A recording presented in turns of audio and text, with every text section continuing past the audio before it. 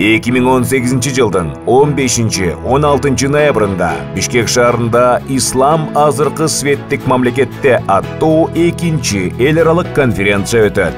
Конференциянын башкы максаты актуалдуу маселелерди талкуулоо жана заманбап мусулмандар коомдоштуктарында мамилелерди шайкештөөнүн жолун табуу, диний чөйрөдө демократиялык башкаруунун натыйжалуулугун жогорулатуу, радикализмдин алдын алуу жана экстремисттик ойлордун таркалышына бөгөт коюу боюнча сунуштарды иштеп чыгуу болуп саналат.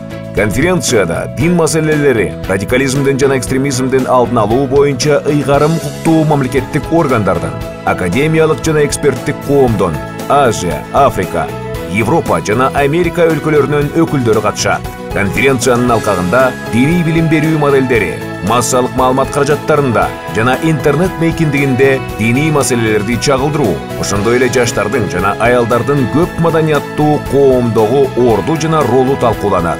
Конференцияда жыйынтыктоочу документ кабыл алынат.